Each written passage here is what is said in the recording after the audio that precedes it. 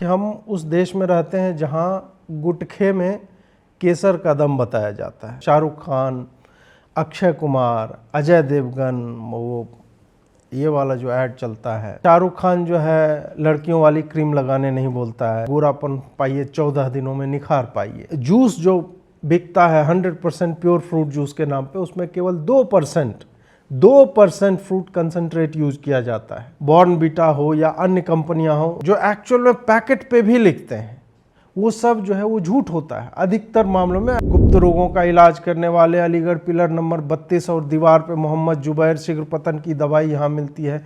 ये सारा चलता हुआ आपको इसी देश में मिलेगा। इस पे कोई मतलब उसी मैजिकल रेमेडीज एक्ट उसी का वायलेशन हो रहा है। इस पे न कोर्ट संज्ञान लेती है न IMA कभी इनके विरोध में जाता है। अगर बाबा रामदेव की कंपनी कोई 2000 करोड़ की कंपनी होती, 20,000 करोड़ की ना होती, तो आपको दिखता कि ये मार्केट में मतलब जो मैसेकर बोला जाता है ना, उस तरह से इनको पकड़ के कर दिया जाता। लास्ट एंड गोल यही है इन लोगों का, इस फार्मा लॉबी का। जो ही वो अंकुरित हो रहा है उसको जो है मसल कर रख दो और वहीं पे वो समाप्त हो जाए। हमारे प्राणायाम को ये लोग breathing exercise, intense breathing exercise बना के पेटेंट करवा रहे हैं। योग के पोस्चर्स को ये लोग एक्सरसाइज या मसल रिलैक्सेशन इस तरह का नाम देकर के पेटेंट करवा रहे हैं। और अगर ये इसी तरह से चलता रहा तो आने वाले समय में योग के प्रैक्टिशनर्स जो भारतीय लोग हैं और जो इस तरह की क्रियाएं करवाते हैं आयुर्वेद वाले, उन सबको एलोपैथिक सर्टिफिकेशन सिस्टम से सर्टिफिकेट्स लेना पड़ेगा, उनको रॉयल्टी देनी पड़ेगी। टारगेट पे केवल रामदेव नहीं है, टारगेट पर आयुर्वेदिक सिस्टम ऑफ मेडिसिन है। आगे बढ़ने से पहले आप सबों से विनती है कि आप इस चैनल को भी उसी तरह से प्रेम दें जैसे हमारे मेन चैनल दूसरे चैनल को देते हैं। लाइक कीजिए वीडियो को, सब्सक्राइब कीजिए चैनल को, नोटिफिकेशन आइकन दबाइए, और यदि हमारा सहयोग करना चाहते हैं तो QR कोड के माध्यम से या इन नंबरों के माध्यम से कर सकते हैं। आइए आरंभ करते हैं। नमस्कार दोस्तों, आप सबने बाबा रामदेव की कंपनी के ऊपर और आचार्य बालकृष्ण के ऊपर कल सुप्रीम कोर्ट में जो हुआ उसके बारे में सुना होगा। और जिस तरह से मीडिया और सोशल मीडिया का एक विशेष धरा जो है इसे इस तरह से दिखाना चाह रहा है जैसे आयुर्वेद पूरी तरह से फ्रॉड है। बाबा रामदेव की कंपनी जो है पतंजलि, बालकृष्ण आचार्य जो को-फाउंडर हैं उसकी कंपनी CEO हैं, वो पूरी तरह से फ्रॉड है। और जितना भी आयुर्वेद के नाम पे हो रहा है सब कुछ फ्रॉड है, मतलब भाव इसी तरह से निकल के आ रहा है। और ये सब उस एक्ट के तत्वावधान में हो रहा है जो 1954 में बना था, जिसकी जो लिस्ट प्रोवाइड की गई है कि ये सब इनक्यूरेबल डिजीज हैं। वो सब में से 14 तो अब क्योरेबल हो चुकी हैं और जो नए इनक्योरेबल डिजीज हैं उसको उसमें नहीं रखा गया है। तो आप सोचिए इसमें कोई अमेंडमेंट्स उस तरह से अभी तक नहीं हुए हैं, और उसको बेसिस बना करके फार्मा लॉबी आप कह लीजिए, इंडियन मेडिकल एसोसिएशन कह लीजिए, जो मूलतः एलोपैथिक प्रैक्टिसेस पे फोकस रहता है, उन्होंने जो केस किया था और केस जो है ये लोग हार गए। इन्हें मिसलीडिंग एडवर्टाइजमेंट के लिए कि कोरोना के टाइम में आप जो पुट आउट कर रहे थे या फिर एलोपैथी को टारगेट करके जो आप बता रहे थे वो अनुचित था, वो गलत था, वो सही नहीं था और इसके लिए आपको क्षमा मांगनी होगी। इन लोगों ने क्षमा मांगी भी, लेकिन कोर्ट उससे संतुष्ट नहीं हुआ और बोल दिया कि नहीं नहीं, ये मेयर लिप सर्विस है और हम नहीं मानते कि आप एक्चुअल में फील कर रहे हैं उस गिल्ट को। ठीक है, उनको भी अपना कंपनी अपनी चलानी है, उनकी लीगल टीम जो है उसने भी कहा होगा कि ठीक है, अगर कोर्ट चाहती है कि आप क्षमा याचना कर ले तो ठीक है, आप वहाँ पे क्षमा मांग लीजिए, अब जो होना होगा, ताकि हम we have to live to die another day, इस टाइप की बात वहाँ पे होनी है। अब मैं थोड़ा सा जो कोर्ट में बहस हुई है, मैं कोर्ट के निटिग्रिटीज़ में नहीं जाऊँगा, मूलतः इस बात पे चर्चा करूँगा कि हम उस देश में रहते हैं जहाँ गुटखे में केसर का दम बताया जाता है और उसमें आपके सबसे बड़े बड़े जो एक्टर्स हैं और मास इन्फ्लुएंसर्स जिसको आप कह सकते हैं वो आते हैं। शाहरुख खान, अक्षय कुमार, अजय देवगन, वो ये वाला जो ऐड चलता है, शाहरुख खान जो है लड़कियों वाली क्रीम लगाने नहीं बोलता है, सांवले लोगों को, काले लोगों को बोलता है गोरा बना देंगे। फेयर एंड लवली का एडवर्टीजमेंट आता है, गोरापन पाइए 14 दिनों में निखार पाइए। आपके टूथपेस्ट में नमक के नाम पे बेचा जाता है कि नमक है कि नहीं, और मतलब किसी सीमेंट में जान डाल दी जाती है। ये सब यहाँ पे चलता आ रहा है। यहाँ जूस जो बिकता है 100% प्योर फ्रूट जूस के नाम पे, उसमें केवल 2% फ्रूट कंसंट्रेट यूज किया जाता है और उसके नाम पे ये सब चलता है। चाहे बॉर्नवीटा हो या अन्य कंपनियां हो, उन सब में आप देखेंगे कि जो ये क्लेम करते हैं, जो एक्चुअल में पैकेट पे भी लिखते हैं, वो सब जो है वो झूठ होता है। अधिकतर मामलों में ऐसे कई जो है ऐसे फ्रॉड्स को उजागर करने के लिए काफ़ी रील्स बने और इस तरह की लड़ाइयाँ भी कोर्ट में लड़ी गई हैं जब उनको घसीटा गया। ये सब धड़ल्ले से चल रहा है। एनर्जी ड्रिंक पी के आदमी जो है सुपर हीरो बन रहा है, दीवार चढ़ जा रहा है और छतों से कूद रहा है। ये सब कुछ चल रहा है। ये सब कुछ मिसलीडिंग एडवर्टाइजिंग में नहीं आता है। और ये जो बाबा बंगाली और मूसा और फलाना ढिमका करके ये गुप्त रोगों का इलाज करने वाले, अलीगढ़ पिलर नंबर 32 और दीवार पे मोहम्मद जुबैर शीघ्र पतन की दवाई यहाँ मिलती है, ये सारा चलता हुआ आपको इसी देश में मिलेगा। इस पे कोई मतलब उसी मैजिकल रेमेडीज एक्ट उसी का वायलेशन हो रहा है। इस पे न कोर्ट संज्ञान लेती है, न IMA कभी इनके विरोध में जाता है। इंडियन मेडिकल एसोसिएशन जो मूलतः एलोपैथिक मेडिसिन को आगे बढ़ाता है, जिससे किसी को समस्या नहीं होनी चाहिए। यह स्वीकार्य है कि विज्ञान ने और मेडिकल साइंस ने जितनी प्रगति की है आज के समय में, उसमें एलोपैथिक मेडिसिन का बहुत बड़ा हाथ है। लेकिन एलोपैथिक मेडिसिन का इतना बड़ा हाथ होने से बाकी जो मेडिसिन सिस्टम्स हैं दुनिया के, वो जो है आप उसे झुठला नहीं सकते। एलोपैथ में जो सर्जरी की व्यवस्था है उसके जनक सुश्रुत हैं। क्या वो एलोपैथ ट्रेडिशन से आते हैं? जिस महर्षि ने 200 सर्जिकल इक्विपमेंट्स का आविष्कार किया था, आप सोचिए हजारों वर्षों पहले की मैं बात कर रहा हूं, उनके ऊपर चैप्टर्स पढ़ाए जाते हैं। ऑस्ट्रेलिया में जो कॉलेजेज हैं उसके आगे उनकी मूर्ति लगी हुई है, मेडिकल कॉलेज के आगे। उसको आप नकार दोगे? नहीं। खैर, ये जो हो रहा है इसमें वस्तुतः बाबा रामदेव कोई मतलब वो तो एक आप कह सकते हैं कि फ्रंट पे हैं, जिन्होंने आयुर्वेद को और योग को एक ऐसा प्लेटफॉर्म दिया है जो अचानक से पूरे मार्केट डायनामिक्स को चेंज कर देता है। सब लोग उस तरफ झुकने लगे हैं। बड़ी बड़ी कंपनियां जो अभी तक एलोपैथिक मेडिसिन बेचा करती थी या फिर जो सप्लीमेंट्रीज होती हैं, उसमें ये बताते हैं कि ये आयुर्वेद द्वारा प्रमाणित है। आपका टूथपेस्ट आयुर्वेद द्वारा प्रमाणित हो जाता है। आपके नमक में 84 मिनरल्स अचानक से आने लगते हैं। आपका जो बिस्किट खा रहे हैं उसमें बताएंगे कि ये दादी माँ के नुस्खों से बना हुआ बिस्किट है। ये सब कुछ चलने लगा है। तो फिर टारगेट पे केवल रामदेव नहीं है। रामदेव आप कह सकते हैं कि इस पूरे सिस्टम को आगे बढ़ाने वाले एक ब्रांड हैं और टारगेट पर आयुर्वेदिक सिस्टम ऑफ मेडिसिन है। ये चाहते हैं इसको कंप्लीटली बर्बाद कर दिया जाए ताकि वो रेमेडीज जो ये लोग बिना साइड इफेक्ट्स के ऑफर कर रहे हैं वो मार्केट में ना चले और घूम फिर करके सब कुछ भयावह साइड इफेक्ट्स वाले एलोपैथ के पास जाए। आप देखें ना एलोपैथ मेडिसिन सिस्टम, वहाँ पे कोल्ड एंड कफ से लोग मरते हैं यार सबसे ज़्यादा अमेरिका में।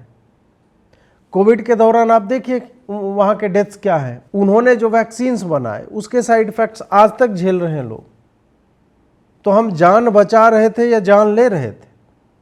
फिर वही बात कहना चाहूँगा कि एलोपैथी से समस्या नहीं है।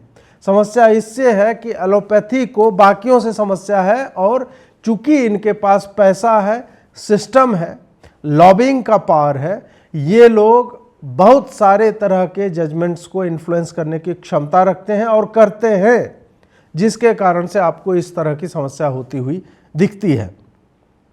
जज जो है वो टेक्निकली ठीक कर रहे हैं। कोर्ट रूम का पूरा एक्सचेंज मैंने पढ़ा, उन्होंने बोला था कि भाई जो लॉ है हम उसके हिसाब से चलेंगे। 54 में लॉ बना है वो अमेंड नहीं हुआ है अभी तक। और आचार्य बालकृष्ण का जो स्टेटमेंट है इसको लेकर के आर्गुमेंट है कि 1954 में जो लॉ बनी है उसके बाद दुनिया बहुत बदल गई है और आयुर्वेद के क्षेत्र में काफ़ी रिसर्च हुए हैं। मैं तो स्वयं गया हूँ आचार्य बालकृष्ण के लेबोरेटरीज में, जो पूरे विश्व में और भारत में एकमात्र या 2 में से 1 लेबोरेटरी है उस लेवल की जहाँ पे रिसर्च होता है उनके आयुर्वेद का। तमाम तरह के पीयर रिव्यूड जर्नल्स में इनके शोध पत्र पड़े हुए हैं, ये सब कुछ चल रहा है। तो उन्होंने बोला कि ये हो गया तो आप कैसे 1954 के कानून को अप्लाई करेंगे? तो कोर्ट ने कहा कि नहीं, जब तक वो कानून है तब तक हम तो उसी हिसाब से चलेंगे। तो टेक्निकली तो कोर्ट और जज जो है सही हैं, लेकिन यहाँ पे बात वही आती है कि बाकी टाइम तो तुम ज्ञान देने लगते हो। LGBTQ पे क्या लॉज हैं भारत में, और चंद्रचूड़ क्या ज्ञान देते हैं इस पे कि नहीं, दुनिया इवॉल्व हो रही है और हमें जो है बदलना पड़ेगा, हमें उस हिसाब से सोचना पड़ेगा। आप क्रिमिनल ज्यूरिस्प्रूडेंस में, आप क्रिमिनल लॉज में 4 साल की बच्ची का जो रेप कर रहा है उसको आप बता रहे हैं कि every Sinner has a future. ये सारी चीजें आप, ये तो ज्ञान की बातें हुई ना। 4 साल की बच्ची का रेप जघन्यतम अपराध की श्रेणी में आता है और उसको आप बेल दे देते हैं या उसके दंड को आप कम कर देते हैं, तो वो बहुत बढ़िया बात हो गई। लेकिन यहां पर 1954 के लॉ को आप फॉलो करेंगे because it suits your bloody purpose, तो उससे मुझे लगता है कि समस्या है। और इस पे भी जुडिशरी का भी फेयर क्रिटिसिज्म होना चाहिए कि वो कैसे सेलेक्टिव होते हैं अपने एजेंडा में, जब एक तरफ की लॉबी अत्यधिक हावी हो जाती है और दूसरे तरफ में आप आंख मूंद लेते हैं कि नहीं नहीं ठीक है, 1954 में ये मैजिकल रेमेडीज एक्ट बना और आज हम 1954 से हम 2024 में 70 वर्ष बीत चुके हैं जिस कानून को। 70 वर्षों में आप सोचिए कि मेडिकल साइंस ने कितनी प्रगति की होगी और ये लोग कहाँ घूम रहे हैं हमारे कोर्ट रूम में। क्यों? क्योंकि मेडिकल फार्मा लॉबी जो है अत्यधिक हावी है और वो इनके इमेज को टार्निश करना चाहते हैं। ये पूरी मतलब आप देखिए कि किस तरह से श्रृंखलाबद्ध तरीके से कहाँ पे पहुँचा जा रहा है। फार्मा लॉबी एक्टिव होती है, वो केस फाइल करती है, उनका दबाव समूह होता है, सोशल मीडिया में डिबेट्स करवाए जाते हैं। आयुर्वेद की छवि इस तरह से बनवा दी गई है कि कोई कोने में बैठा हुआ आदमी जो है वो कूट पीस रहा होगा कुछ। उनको नहीं पता है कि कटिंग एज टेक्नोलॉजी जो है आयुर्वेदिक लेबोरेटरीज में भी उपलब्ध हैं। उनके मेडिकेशन सिस्टम्स जो हैं वो हेल्प कर रहे हैं बीमारों को। आप जाइए कभी हॉस्पिटल में, हरिद्वार में मैं हो के आया हूँ। पंचकर्मा क्या है? आयुर्वेदिक मेडिसिन सिस्टम नहीं है, ये सारा कुछ है। तो वही है कि इन सब ने इनका जो वेलनेस और मेडिसिन का ये सब का जो मार्केट था उसमें इन्होंने सेंधमारी की है। इस कारण से ये बिलबिलाए हुए हैं। तो इनकी लॉबी जो है वो केस करती है। इंडियन लॉज जो हैं जो 1954 में बन के रखे हुए, जिस पे किसी को ध्यान नहीं आया कि उसमें संशोधन होना चाहिए, वो इनको हेल्प आउट करते हैं। इंडियन जुडिशरी जो है वो डिलीवर करती है फॉर रीजंस नोन और अननोन। और उसके बाद फिर क्या होता है, मीडिया इस तरह की शब्दावली का प्रयोग करता है, ढोंगी बाबा को दिखा दिया सुप्रीम कोर्ट ने। इस तरह के आप तुरंत पूरा का पूरा, मतलब एक केस हुआ है एक जगह पे मिसलीडिंग एडवर्टीजमेंट का, आपने चलो मान लिया कि मिसलीडिंग एडवर्टीजमेंट था, उस पे आया है और ये पूरा का पूरा सिस्टम जो है मीडिया का, वो तंत्र जो स्वयं पतंजलि के ऐड चलाता है उससे जुड़े हुए पत्रकार जिनके टीवी पे मतलब चैनलों पे ये ऐड चलते हैं, वो लगातार टारगेट करने लगते हैं। ढोंगी बाबा को दिखा दिया, सुप्रीम कोर्ट की पड़ी चपत, फटकार, माफी वीर बनेगा रामदेव, इस तरह की चीज़ें जो है आपको मतलब मूल भाव इसी तरह का रहता है, ये लेते हुए हैं। अब इसके बाद जो है सोशल मीडिया आ जाता है। सोशल मीडिया उसी मीडिया के रेटोरिक को हेल्प करता है जहाँ पे एकदम विलिफिकेशन का कैंपेन चलेगा। पोंगापंथी बाबा है, तंत्र मंत्र करता है, झूठ बोलता है, इस तरह से उसको डिमीन किया जाता है ताकि आयुर्वेद की, योग की और इस तरह के हर व्यक्ति की छवि इतनी बर्बाद हो जाए कि उसको रिकवर करना जो है आसान ना हो। लेकिन ठीक है, अभी आप कह सकते हैं कि एक भारतीय ज्ञान परंपरा को लेकर के एक जागरूकता आई है इंडियन नागरिकों में, भारतीय लोगों में, जिसके कारण वो इसको आप जोड़ सकते हैं कि पॉलिटिकल प्रिवेलिंग पॉलिटिकल एटमॉस्फेयर जिस तरह का है, उसके बाद उन्हें अपने रूट्स की तरफ जाने की जो उत्कंठा है उसको आप ऐड कर लीजिए उसमें। ये सब करते हुए कहीं ना कहीं उतना इरोजन जो है ना बिलीफ सिस्टम में, जो हमारी आस्था हमारे आयुर्वेद और योग में है, उस तरह से होता दिखता नहीं है। लेकिन अगर बाबा रामदेव की कंपनी कोई 2000 करोड़ की कंपनी होती, 20,000 करोड़ की ना होती या उससे भी बड़ी ना होती, तो आपको दिखता कि ये मार्केट में मतलब जो मैसेकर बोला जाता है ना, उस तरह से इनको पकड़ के कर दिया जाता। तो यही इनका मतलब लास्ट एंड गोल यही है इन लोगों का, इस फार्मा लॉबी का, कि पूरी तरह से ऐसे हर सिस्टम को निपिंग इन द बड वाली बात है कि जो ही वो अंकुरित हो रहा है उसको जो है मसल कर रख दो और वहीं पे वो समाप्त हो जाए। ये मैंने कहा कि it is not about Ramdev, ये पूरी की पूरी तरह से आयुर्वेद के ऊपर है, जिन्होंने अचानक से बाकी जो कंपनीज हैं, जो पहले मेडिकल सप्लीमेंट्स बेचा करते थे एलोपैथ के, अब वो क्लेम करने लगे हमने इसमें नीम मिला दिया, हमने इसमें तुलसी के गुण डाल दिए, इसमें लौंग है तो इसमें दालचीनी है, ये चाय जो है आपको हेल्प करेगी, इससे आप पतले हो जाएंगे। पहले लोग एलोपैथिक मेडिसिन से पतले होते थे, हर्बल चाय पिया जा रहा है। तो ये जो है ना इनके मार्केट शेयर पे हमला कर रहा है। इस कारण से ये बिलबिला करके लगातार उठ रहे हैं और एक के बाद एक इन्होंने इस तरह के टारगेट किए। याद कीजिए 2020 में भारत सरकार ने आयुर्वेद में जनरल सर्जरी में संभवतः 58 सर्जरीज अलाउ की, ऐसा एक नोटिफिकेशन आया। यही इंडियन मेडिकल एसोसिएशन जो महर्षि सुश्रुत के शल्य चिकित्सा पे चैप्टर्स, मोटे मोटे चैप्टर्स पढ़ता है, वही पूरा का पूरा उबल पड़ा और कहीं 30,000 डॉक्टर जो है विरोध में उतर गए, सिग्नेचर कैंपेन चल रहा, सुप्रीम कोर्ट तक ये चले गए। ये सारा कुछ हुआ, क्यों हुआ ये? आप सोचिए कि आयुर्वेद में अगर जनरल सर्जरी अलाउ किया है, दुनिया की सबसे पहली राइनोप्लास्टी कहाँ हुई? भारत में हुई, आयुर्वेदिक सिस्टम के तहत हुई। नाक की सर्जरी, प्लास्टिक सर्जरी इंडिया की देन है विश्व को। ये मैं वो मोदी वाला, वो गणेश जी का सर काटने वाला नहीं कह रहा हूँ, एक्चुअल डॉक्यूमेंटेड है कैसे की जाती है, उसके प्रोसीजर्स हैं और वो प्रोसीजर्स एक्सेप्टेड है, उसी के ऊपर बिल्ड करके आज की एलोपैथिक सर्जरी चल रही है।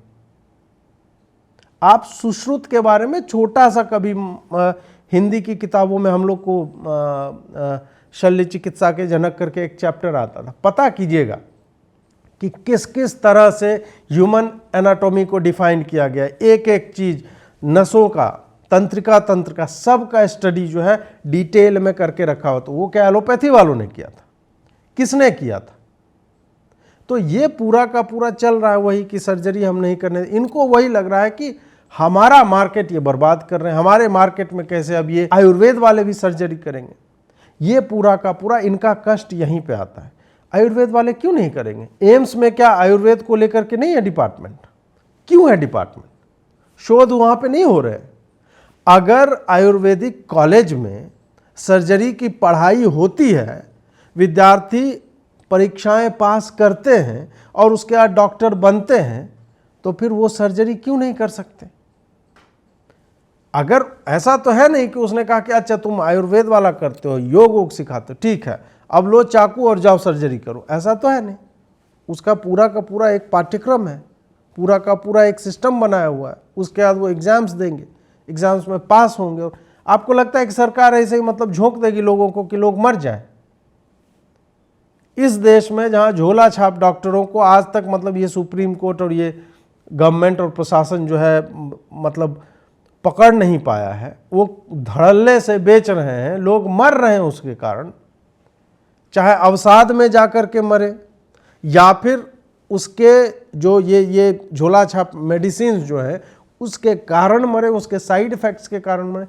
कितने जगह आपने सुना ये जो बाबा और ताबा ये धड़ल्ले से एडवर्टाइज करते हैं, भाई बसों में चिपके रहते हैं इनके पोस्टर, दीवार रंगे पड़े हैं, उस पर तो कभी कुछ नहीं होता, उस पर तो कोई धरपकड़ नहीं होती, वो चल रहा है, लोग मर रहे हैं तब भी वो चल रहा है। और यहाँ पे लोगों की जान बचाने की बात हो रही है और यहाँ पर फार्मा लॉबी के प्रेशर में आकर के इस तरह से माहौल बनाया जा रहा है।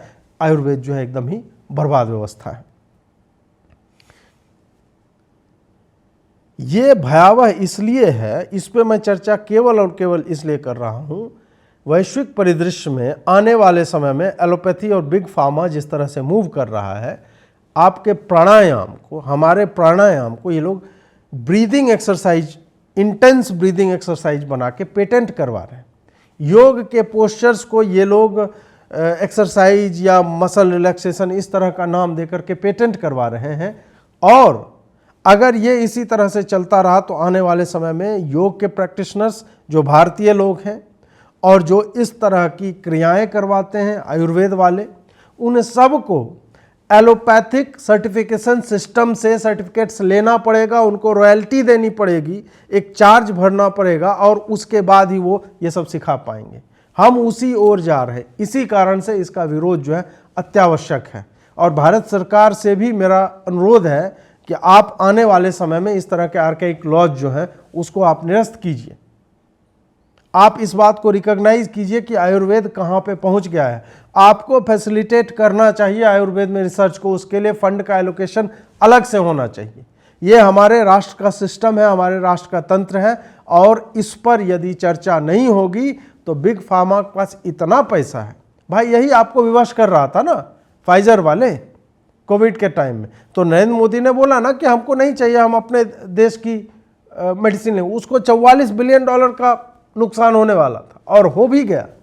और भारत ने अपना सिस्टम बनाया और जिसका साइड इफेक्ट उतना नहीं है जितना इनके फाइजर वालों के। मतलब लोग यार पटपटा के मर रहे हैं वहाँ पे, अभी तक मर रहे हैं यूएसए में इनके कारण। और मतलब they are doing this with impunity. कोई कुछ मतलब इसका रेमेडी नहीं है, कुछ नहीं, वो चल रहा है। तो इससे बचने के लिए भारत सरकार को इसके ऊपर जो है कार्य करना चाहिए। आपको यह वीडियो कैसा लगा हमें कमेंट में अवश्य बताएं। लाइक करें, शेयर करें, चैनल को सब्सक्राइब करें, नोटिफिकेशन बेल अवश्य दबाएं। जुड़ने के लिए बहुत बहुत आभार। नमस्कार।